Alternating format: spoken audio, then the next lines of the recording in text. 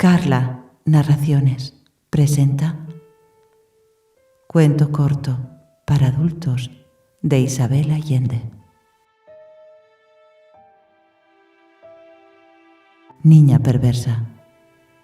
A los 11 años, Elena Mejías era todavía una cachorra desnutrida, con la piel sin brillo de los niños solitarios, la boca con algunos huecos por una dentición tardía, el pelo color de ratón y un esqueleto visible que parecía demasiado contundente para su tamaño y amenazaba con salirse en las rodillas y en los codos. Nada en su aspecto delataba sus sueños tórridos ni anunciaba la criatura apasionada que en verdad era. Pasaba desapercibida entre los muebles ordinarios y los cortinajes desteñidos de la pensión de su madre. Era solo una gata melancólica, jugando entre los geranios empolvados y los grandes helechos del patio o transitando entre el fogón de la cocina y las mesas del comedor con los platos de la cena. Rara vez algún cliente se fijaba en ella, y si lo hacía, era solo para ordenarle que rociara con insecticida los nidos de las cucarachas o llenara el tanque del baño cuando la crujiente carcasa de la bomba se negaba a subir el agua hasta el segundo piso. Su madre, agotada por el calor y el trabajo de la casa, no tenía ánimo para ternuras ni tiempo para observar a su hija, de modo que no supo cuándo Elena empezó a mutarse en un ser diferente. Durante los primeros años de su vida había sido una niña silenciosa y tímida, entretenida siempre en juegos misteriosos, que hablaba sola por los rincones y se chupaba el dedo. Sus salidas eran solo a la escuela o al mercado. No parecía interesada en el bullicioso rebaño de niños de su edad que jugaban en la calle. La transformación de Elena Mejías coincidió con la llegada de Juan José Bernal, el ruiseñor, como él mismo se había apodado y como lo anunciaba un afiche que clavó en la pared de su cuarto. Los pensionistas eran en su mayoría estudiantes y empleados de alguna oscura dependencia de la administración pública. Damas y caballeros de orden, como decía su madre, quien se vanagloriaba de no aceptar a cualquiera bajo su techo. Solo personas de mérito, con una ocupación conocida, buenas costumbres, la solvencia suficiente para pagar el mes por adelantado y la disposición para acatar las reglas de la pensión, más parecidas a las de un seminario de curas que a las de un hotel. Una viuda tiene que cuidar su reputación y hacerse respetar. No quiero que mi negocio se convierta en nido de vagabundos y pervertidos, repetía con frecuencia la madre, para que nadie, y mucho menos Elena, pudiera olvidarlo. Una de las tareas de la niña era vigilar a los huéspedes y mantener a su madre informada sobre cualquier detalle sospechoso. Esos trabajos de espía habían acentuado la condición incorpórea de la muchacha, que se esfumaba entre las sombras de los cuartos. Existía en silencio y aparecía de súbito, como si acabara de retornar de una dimensión invisible. Madre e hija trabajaban juntas en las múltiples ocupaciones de la pensión, cada una inmersa en su callada rutina, sin necesidad de comunicarse. En realidad, se hablaban poco, y cuando lo hacían, en el rato libre de la hora de la siesta, era sobre los clientes.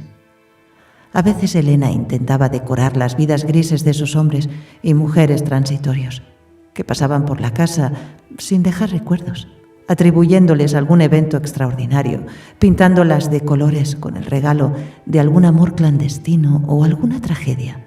Pero su madre tenía un instinto certero para detectar sus fantasías. Del mismo modo descubría si su hija le ocultaba información. Tenía un implacable sentido práctico y una noción muy clara de cuánto ocurría bajo su techo. Sabía con exactitud qué hacía cada cual a toda hora del día o de la noche, cuánto azúcar quedaba en la despensa, para quién sonaba el teléfono ¿O dónde había quedado las tijeras? Había sido una mujer alegre y hasta bonita. Sus toscos vestidos apenas contenían la impaciencia de un cuerpo todavía joven, pero llevaba tantos años ocupada de detalles mezquinos que se le habían ido secando la frescura del espíritu y el gusto por la vida. Sin embargo, cuando llegó Juan José Bernal a solicitar un cuarto de alquiler, todo cambió para ella y también para Elena. La madre, seducida por la modulación pretenciosa del ruiseñor y la sugerencia de celebridad expuesta en el afiche, contradijo sus propias reglas y lo aceptó en la pensión, a pesar de que él no calzaba para nada con su imagen del cliente ideal. Bernal dijo que cantaba de noche y por lo tanto debía descansar durante el día, que no tenía ocupación por el momento, así que no podía pagar el mes adelantado, y que era muy escrupuloso con sus hábitos de alimentación y de higiene. Era vegetariano y necesitaba 2 duchas diarias. Sorprendida, Elena vio a su madre registrar, sin comentarios, al nuevo huésped en el libro y conducirlo hasta la habitación, arrastrando a duras penas su pesada maleta, mientras él llevaba el estuche con la guitarra y el tubo de cartón donde atesoraba su afiche. Disimulándose contra la pared, la niña los siguió escaleras arriba y notó la expresión intensa del nuevo huésped a la vista del delantal de percal pegado a las nalgas húmedas de sudor de su madre. Al entrar al cuarto, Elena encendió el interruptor y las grandes aspas del ventilador del techo comenzaron a girar con un silbido de hierros oxidados. Desde ese instante cambiaron las rutinas de la casa. Había más trabajo, porque Bernal dormía a las horas en que los demás habían partido a sus quehaceres. Ocupaba el baño durante horas. Consumía una cantidad abrumadora de alimentos de conejo que debían cocinarse por separado. Usaba el teléfono a cada rato y enchufaba la plancha para repasar sus camisas de galán, sin que la dueña de la pensión le reclamara pagos extraordinarios. Elena volvía de la escuela con el sol de la siesta, cuando el día languidecía bajo una terrible luz blanca. Pero a esa hora, él todavía estaba en el primer sueño. Por orden de su madre, se quitaba los zapatos para no violar el reposo artificial en que parecía suspendida la casa. La niña se dio cuenta de que su madre cambiaba día a día. Los signos fueron perceptibles para ella desde el principio, mucho antes de que los demás habitantes de la pensión empezaran a cuchichear a sus espaldas. Primero fue el olor, un aroma persistente de flores, que emanaba de la mujer y se quedaba flotando en el ámbito de los cuartos por donde ella pasaba. Elena conocía cada rincón de la casa y su largo hábito de espionaje le permitió descubrir el frasco de perfume detrás de los paquetes de arroz y los tarros de conservas en la despensa. Luego notó la línea del lápiz oscuro en los párpados, el toque de rojo en los labios, la ropa interior nueva, la sonrisa inmediata cuando Bernal bajaba por fin al atardecer, recién bañado, con el pelo todavía húmedo, y se sentaba en la cocina a devorar sus extraños guisos de faquir. La madre se sentaba al frente y él le contaba episodios de su vida de artista, celebrando cada una de sus propias travesuras con una risa fuerte que le nacía en el vientre. Las primeras semanas, Elena sintió odio por ese hombre que ocupaba todo el espacio de la casa y toda la atención de su madre. Le repugnaba su pelo engrasado con brillantina, sus uñas barnizadas, su manía de escarbarse los dientes con un palito, su pedantería y su descaro para hacerse servir. Se preguntaba qué veía su madre en él. Era solo un aventurero de poca monta, un cantante de bares míseros de quien nadie había oído hablar, tal vez un rufián, como había sugerido en susurros la señorita Sofía, una de las pensionistas más antiguas. Pero entonces, una tarde caliente de domingo, cuando no había nada que hacer y las horas parecían detenidas entre las paredes de la casa, Juan José Bernal apareció en el patio con su guitarra, se instaló en un banco bajo la higuera y empezó a pulsar las cuerdas. El sonido atrajo a todos los huéspedes, que fueron asomándose uno a uno, primero con cierta timidez, sin comprender muy bien la causa de tanta bulla, pero luego sacaron entusiasmados las sillas del comedor y se acomodaron alrededor del ruiseñor. El hombre tenía una voz vulgar, pero era entonado y cantaba con gracia. Conocía todos los viejos boleros y las rancheras del repertorio mexicano y algunas canciones guerrerillas sembradas de palabrotas y blasfemias que hicieron sonrojar a las mujeres. Por primera vez, desde que la niña podía recordar, hubo en la pensión un ambiente de fiesta. Cuando oscureció, encendieron 2 lámparas de parafina para colgarlas de los árboles y trajeron cervezas y la botella de ron reservada para curar resfríos. Elena sirvió los vasos temblando. Sentía las palabras de despecho de esas canciones y los lamentos de la guitarra en cada fibra del cuerpo, como una fiebre. Su madre seguía el ritmo con un pie. De súbito se levantó, la tomó de las manos y las dos empezaron a bailar, seguidas de inmediato por los demás, incluyendo a la señorita Sofía, todas remilgos y risas nerviosas. Por un largo rato, Elena se movió siguiendo la cadencia de la voz de Bernal, apretada contra el cuerpo de su madre, aspirando su nuevo olor a flores, totalmente dichosa. Pronto, sin embargo, notó que la rechazaba con suavidad, separándola para seguir sola. Con los ojos cerrados y la cabeza echada hacia atrás, la mujer ondulaba como una sábana, secándose en la brisa. Elena se retiró y, poco a poco, también los demás volvieron a sus sillas, dejando a la dueña de la pensión sola al centro del patio, perdida en su danza. Desde esa noche, Elena vio a Bernal con ojos nuevos. Olvidó que detestaba su brillantina, su escarbadientes y su arrogancia, y cuando lo veía pasar o lo escuchaba hablar, recordaba las canciones de aquella fiesta improvisada y volvía a sentir el ardor en la piel y la confusión en el alma, una fiebre que no sabía poner en palabras.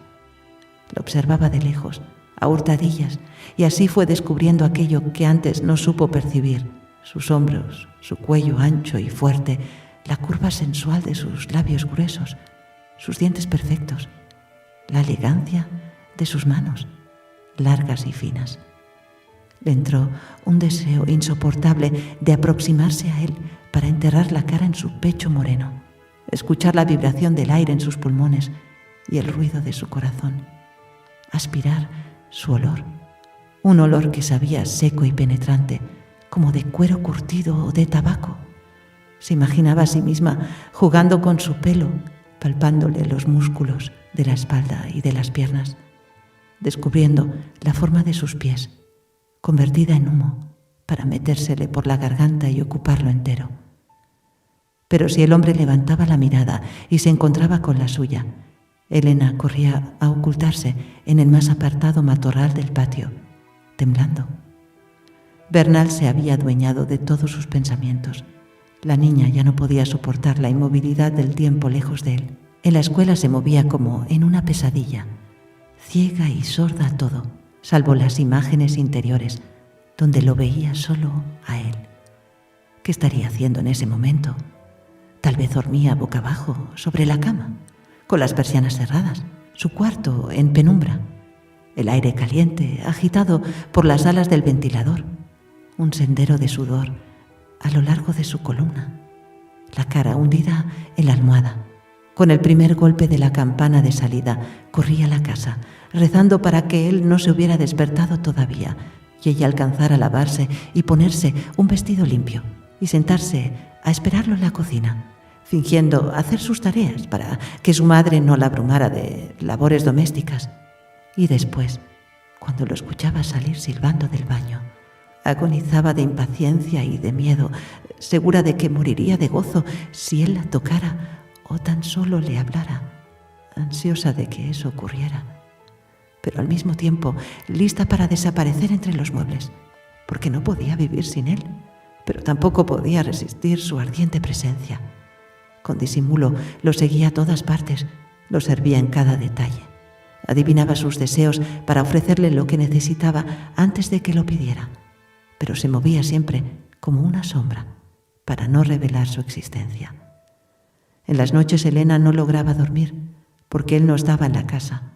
Abandonaba su hamaca y salía como un fantasma a vagar por el primer piso, juntando valor para entrar por fin sigilosa al cuarto de Bernal. Cerraba la puerta a su espalda y abría un poco la persiana para que entrara al reflejo de la calle, a alumbrar las ceremonias que había inventado para apoderarse de los pedazos del alma de ese hombre que se quedaban impregnados sus objetos. En la luna del espejo, negra y brillante como un charco de lodo, se observaba largamente, porque allí se había mirado él, y las huellas de las dos imágenes podrían confundirse en un abrazo. Se acercaba al cristal con los ojos muy abiertos, viéndose a sí misma con los ojos de él, besando sus propios labios con un beso frío y duro que ella imaginaba caliente como boca de hombre. Sentía la superficie del espejo contra su pecho y se le erizaban las diminutas cerezas de los senos, provocándole un dolor sordo que la recorría hacia abajo y se instalaba en un punto preciso entre sus piernas. Buscaba ese dolor una y otra vez. Del armario sacaba una camisa y las botas de Bernal y se las ponía. Daba unos pasos por el cuarto con mucho cuidado para no hacer ruido. Así vestida hurgaba en sus cajones, se peinaba con su peine, chupaba su cepillo de dientes, lamía su crema de afeitar, acariciaba su ropa sucia. Después, sin saber por qué lo hacía, se quitaba la camisa, las botas y su camisón y se tendía desnuda sobre la cama de Bernal, aspirando con avidez su olor, invocando su calor para envolverse en él. Se tocaba todo el cuerpo, empezando por la forma extraña de su cráneo, los cartílagos translúcidos de las orejas, las cuencas de los ojos, la cavidad de su boca, y así hacia abajo, dibujándose los huesos, los pliegues, los ángulos y las curvas de esa totalidad insignificante que era ella misma, deseando ser enorme, pesada y densa como una ballena. Imaginaba que se iba llenando de un líquido viscoso y dulce como miel, que se inflaba y crecía al tamaño de una descomunal muñeca, hasta llenar toda la cama, todo el cuarto, toda la casa con su cuerpo turgente. Extenuada a veces se dormía por unos minutos, llorando. Una mañana de sábado, Elena vio desde la ventana a Bernal que se aproximaba a su madre por detrás, cuando ella estaba inclinada en la artesa fregando ropa. El hombre le puso la mano en la cintura y la mujer no se movió, como si el peso de esa mano fuera parte de su cuerpo. Desde la distancia, Elena percibió el gesto de posesión de él, la actitud de entrega de su madre, la intimidad de los dos, esa corriente que los unía con un formidable secreto. La niña sintió que un golpe de sudor la bañaba entera. No podía respirar. Su corazón era un pájaro asustado entre las costillas. Le picaban las manos y los pies, la sangre pujando por reventarle los dedos. Desde ese día comenzó a espiar a su madre. Una a una fue descubriendo las evidencias buscadas, al principio solo miradas, un saludo demasiado prolongado, una sonrisa cómplice, la sospecha de que bajo la mesa sus piernas se encontraban y que inventaban pretextos para quedarse a solas. Por fin, una noche de regreso del cuarto de Bernal, donde había cumplido sus ritos de enamorada, escuchó un rumor de aguas subterráneas proveniente de la habitación de su madre. Y entonces comprendió que durante todo ese tiempo, mientras ella creía que Bernal estaba ganándose el sustento con canciones nocturnas, el hombre había estado al otro lado del pasillo, y mientras ella besaba su recuerdo en el espejo y aspiraba la huella de su paso en sus sábanas, él estaba con su madre. Con la destreza aprendida en tantos años de hacerse invisible, atravesó la puerta cerrada y los vio entregados al placer. La pantalla con flecos de la lámpara irradiaba una luz cálida que revelaba a los amantes sobre la cama. Su madre se había transformado en una criatura redonda, rosada, gimiente, opulenta, una ondulante anémona de mar, puros tentáculos y ventosas, toda boca y manos y piernas y orificios, rodando y rodando, adherida al cuerpo grande de Bernal, quien por contraste le pareció rígido, torpe, de movimientos espasmódicos, un trozo de madera sacudido por una ventolera inexplicable. Hasta entonces la niña no había visto a un hombre desnudo y la sorprendieron las fundamentales diferencias. La naturaleza masculina le pareció brutal y le tomó un buen tiempo sobreponerse al terror y forzarse a mirar. Pronto, sin embargo, la venció la fascinación de la escena y pudo observar con toda atención, para aprender de su madre los gestos que habían logrado arrebatarle a Bernal, gestos más poderosos que todo el amor de ella, que todas sus oraciones, sus sueños y sus silenciosas llamadas, que todas sus ceremonias mágicas para convocarlo a su lado. Estaba segura de que esas caricias y esos susurros contenían la clave del secreto, y si lograba apoderárselos, Juan José Bernal dormiría con ella en la hamaca que cada noche colgaba de 2 ganchos en el cuarto de los armarios. Elena pasó los días siguientes en estado crepuscular. Perdió totalmente el interés por su entorno, inclusive por el mismo Bernal, quien pasó a ocupar un compartimento de reserva en su mente, y se sumergió en una realidad fantástica que reemplazó por completo al mundo de los vivos. Siguió cumpliendo con las rutinas por la fuerza del hábito, pero su alma estaba ausente de todo lo que hacía. Cuando su madre notó su falta de apetito, lo atribuyó a la cercanía de la pubertad, a pesar de que Elena era a todas luces demasiado joven, y se dio tiempo para sentarse a solas con ella y ponerla al día sobre la broma de haber nacido mujer. La niña escuchó en taimado silencio la perorata sobre maldiciones bíblicas y sangres menstruales, convencida de que eso jamás le ocurriría a ella. El miércoles, Elena sintió hambre por primera vez en casi una semana y se devoró el contenido de 3 tarros de arvejas. Luego le quitó el vestido de cera roja a un queso holandés y se lo comió como una manzana. Después corrió al patio y, doblada en 2, vomitó una verde mezcolanza sobre los geranios. El dolor del vientre y el agrio sabor en la boca le devolvieron el sentido de la realidad. Esa noche durmió tranquila, enrollada en su hamaca, chupándose el dedo como en los tiempos de la cuna. El jueves despertó alegre, ayudó a su madre a preparar el café para los pensionistas y luego desayunó con ella en la cocina antes de irse a clases. A la escuela, en cambio, llegó quejándose de fuertes calambres en el estómago y tanto se retorció y pidió permiso para ir al baño que a media mañana la maestra la autorizó para regresar a su casa. Elena dio un largo rodeo para evitar las calles del barrio y se aproximó a la casa por la pared del fondo, que daba a un barranco. Logró trepar el muro y saltar al patio con menos riesgo del esperado. Había calculado que a esa hora su madre estaba en el mercado y, como era el día del pescado fresco, tardaría un buen rato en volver. En la casa solo se encontraban Juan José Bernal y la señorita Sofía, que llevaba una semana sin ir al trabajo porque tenía un ataque de artritis. Elena escondió los libros y los zapatos bajo unas mantas y se deslizó al interior de la casa. Subió la escalera pegada a la pared, reteniendo la respiración, hasta que oyó la radio tronando en el cuarto de la señorita Sofía y se sintió más tranquila. La puerta de Bernal cedió de inmediato. Adentro estaba oscuro y por un momento no vio nada, porque venía del resplandor de la mañana en la calle, pero conocía la habitación de memoria. Había medido el espacio muchas veces. Sabía dónde se hallaba cada objeto, en qué lugar preciso el piso crujía y a cuántos pasos de la puerta estaba la cama. De todos modos, esperó que se le acostumbrara la vista a la penumbra y que aparecieran los contornos de los muebles. A los pocos instantes pudo distinguir también al hombre sobre la cama. No estaba boca abajo, como tantas veces lo imaginó, sino de espaldas sobre las sábanas, vestido solo con un calzoncillo, un brazo extendido y el otro sobre el pecho, un mechón de cabello sobre los ojos. Elena sintió que de pronto todo el miedo y la impaciencia acumulados durante esos días desaparecían por completo, dejándola limpia, con la tranquilidad de quien sabe lo que debe hacer. Le pareció que había vivido ese momento muchas veces. Se dijo que no había nada que temer. Se trataba solo de una ceremonia, algo diferente a las anteriores.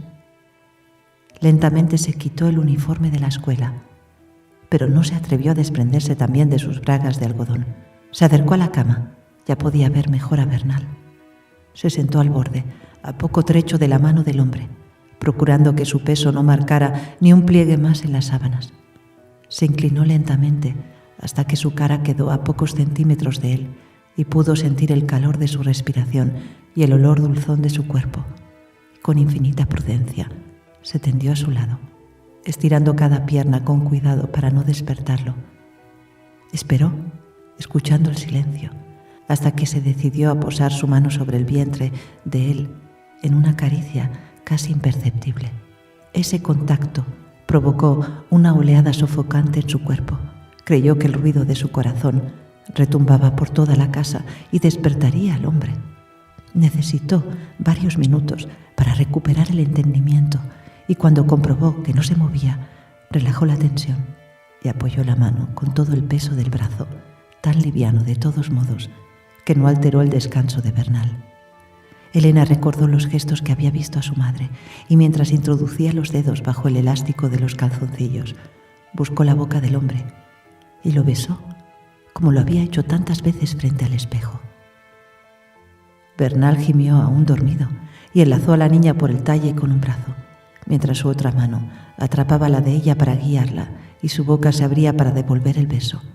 Musitando el nombre del amante, Elena lo oyó llamar a su madre, pero en vez de retirarse se apretó más contra él. Bernal la cogió por la cintura y se la subió encima, acomodándola sobre su cuerpo, a tiempo que iniciaba los primeros movimientos del amor.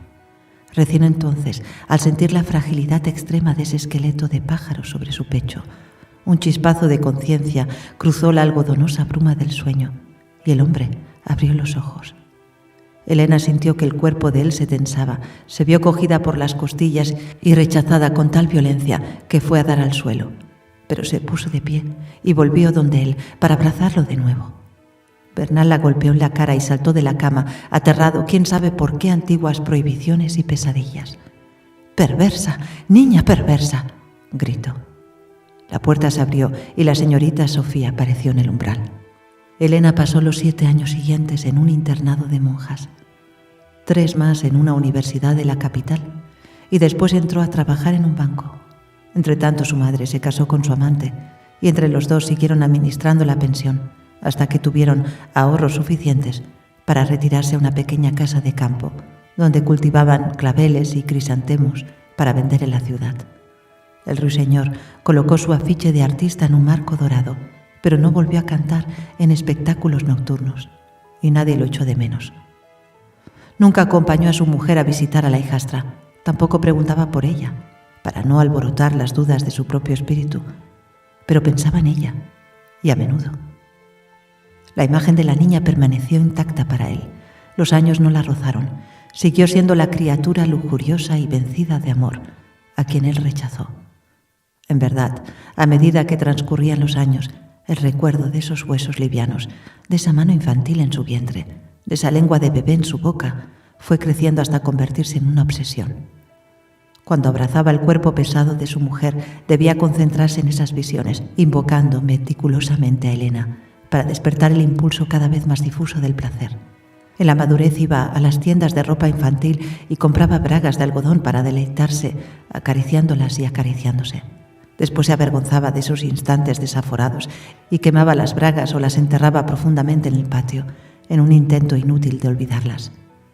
Se aficionó a rondar las escuelas y los parques para observar de lejos a las muchachas impúberes que le devolvían por unos momentos demasiado breves el abismo de ese jueves inolvidable. Elena tenía 27 años cuando fue a visitar la casa de su madre por primera vez para presentarle a su novio, un capitán del ejército que llevaba un siglo rogándole que se casara con él. En uno de esos atardeceres frescos de noviembre llegaron los jóvenes, él vestido de paisano, para no parecer demasiado arrogante en galas militares, y ella cargada de regalos. Bernal había guardado esa visita con la ansiedad de un adolescente. Se había mirado al espejo incansablemente, escrutando su propia imagen, preguntándose si Elena vería los cambios o si en la mente de ella el ruiseñor habría permanecido invulnerable al desgaste del tiempo. Se había preparado para el encuentro, escogiendo cada palabra e imaginando todas las posibles respuestas. Lo único que no se le ocurrió fue que en vez de la criatura de fuego por quien él había vivido atormentado, aparecería ante sus ojos una mujer desabrida y tímida. Bernal se sintió traicionado. Al anochecer, cuando pasó la euforia de la llegada y la madre y la hija se habían contado las últimas novedades, sacaron unas sillas al patio para aprovechar el fresco. El aire estaba cargado con el olor de los claveles. Bernal ofreció un trago de vino y Elena lo siguió para buscar los vasos. Por unos minutos estuvieron solos, frente a frente, en la estrecha cocina. Y entonces el hombre que había guardado durante tanto tiempo esa oportunidad retuvo a la mujer por un brazo y le dijo que todo había sido una terrible equivocación, que esa mañana él estaba dormido y no supo lo que hizo, que nunca quiso lanzarla al suelo ni llamarla así, que tuviera compasión y lo perdonara, a ver si así él lograba recuperar la cordura, porque en todos esos años el ardiente antojo por ella lo había acosado sin descanso, quemándole la sangre y corrompiéndole el espíritu. Elena lo miró asombrada y no supo qué contestar. ¿De qué niña perversa le hablaba? Para ella, la infancia había quedado muy atrás y el dolor de ese primer amor rechazado estaba bloqueado en algún lugar sellado de la memoria. No guardaba ningún recuerdo de aquel jueves remoto. ¿Has escuchado?